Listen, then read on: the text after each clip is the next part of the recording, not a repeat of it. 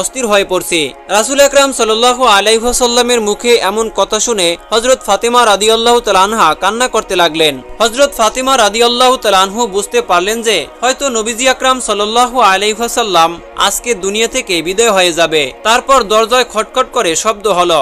নবীজি সাল্লাল্লাহু আলাইহি ওয়াসাল্লাম হযরত ফাতিমাকে দরজায় গিয়ে দেখতে বললেন। হযরত ফাতিমা রাদিয়াল্লাহু তাআলা আনহু নবীজির কাছে অনুমতি নিয়ে যখন দরজা খুলতে গেলেন তখন তিনি ভয়ে চিৎকার করে আবার ঘরে ঢুকলেন। বিশ্বনবী জিজ্ঞাসা করলেন, কি মা, কি হয়েছে?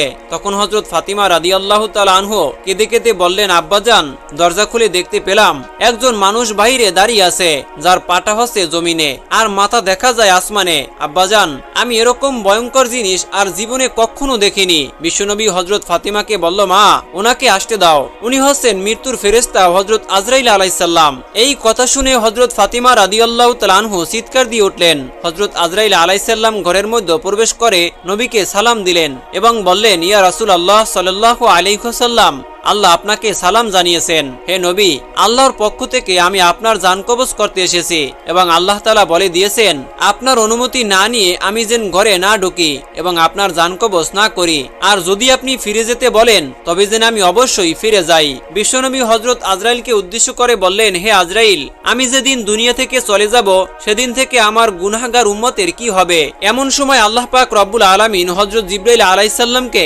নবীজি সাল্লাল্লাহু আলাইহি ওয়াসাল্লামের কাছে পাঠিয়ে দিলেন এবং বলে দিলেন, হে জিবরাইল, তুমি আমার বন্ধু মুহাম্মদকে গিয়ে বলো সে দুনিয়া থেকে চলে যাওয়ার পরে তার উম্মতের দায়িত্ব স্বয়ং আল্লাহ পাক রব্বুল আলামিন গ্রহণ করবেন। তখন হযরত জিবরাইল আলাইহিস সালাম নবীজির কাছে এসে আল্লাহ পাক রব্বুল আলামিনের কথা নবীজি সাল্লাল্লাহু আলাইহি ওয়াসাল্লামকে শুনিয়ে দিলেন। তখন বিশ্বনবী মুস্কি হাসতে হাসতে হযরত আজরাইল আলাইহিস সালামকে লক্ষ্য করে বললেন, হে আজরাইল, এবার তুমি তোমার দায়িত্ব পালন করতে পারো। প্রিয় দর্শক, হযরত মুহাম্মদ সাল্লাল্লাহু আলাইহি ওয়াসাল্লাম তার কন্যা ফাতেমা রাদিয়াল্লাহু তাআলা আনহাকে তিনি অত্যন্ত ভালোবাসতেন। হযরত ফাতেমা রাদিয়াল্লাহু তাআলা আনহার জীবন ছিল কঠিন পরীক্ষায় পরিপূর্ণ। হত দরিদ্র স্বামীর সংসারে দুটি সন্তান নিয়ে চারজন মানুষের জীবন যাপন মোটেও সহজ ছিল না। তবুও তার মুখে ছিল না বিরক্তির ছাপ, কপালে ছিল না চিন্তার ভাঁজ এবং অন্তরে ছিল না বিন্দু মাত্র বিষণ্ণতা। সংসারের গাঁটি টেনে ক্লান্ত ফাতেমা রাদিয়াল্লাহু তাআলা আনহু স্বামীর কাছে একটা আবদার করে বসলেন। হযরত আলী রাদিয়াল্লাহু তাআলা আনহুকে বললেন, যদি আমার সংসারে একটি দাসী থাকতো তাহলে আমাদের কাজ অনেকটাই হালকা হয়ে যেত। কাজের জন্য একজন দাসী নিয়োগ করা আপনার পক্ষে কি সম্ভব? প্রিয়তমা স্ত্রীর এমন ন্যায্য আবদারে বিচলিত হয়ে পড়লেন হযরত আলী রাদিয়াল্লাহু তাআলা আনহা। কোনোদিন স্বামীর কাছে মুখ ফুটে কোনো আবদার করেনি, কোনোদিন কোনো অলংকার কিংবা স্বাভাবিক মেয়েলির বায়না নিয়ে তাকে কোনোদিন উদ্বিগ্ন দেখা যায়নি। কিন্তু আজ যে আবদার নিয়ে তিনি হাজির হয়েছেন তা যে একান্তই বাধ্য হয়ে।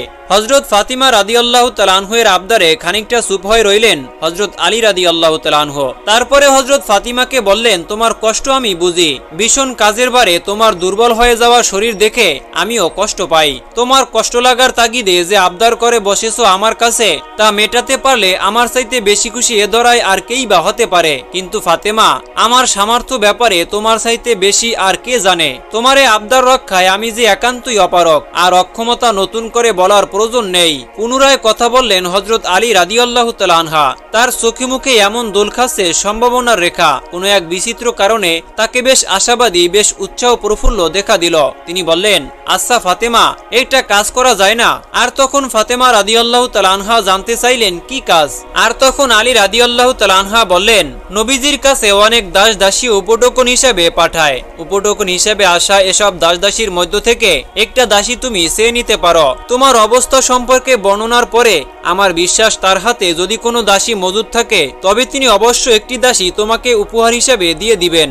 আর তখন ফাতিমা রাদিয়াল্লাহু তাআলা আনহা বললেন, প্রশ্নটা খুব মন্দ তা নয়, কিন্তু পিতার কাছে নিজের প্রয়োজনের তাগিদে দাসী উপহার চাইতে যাওয়ার ব্যাপারে বিশেষ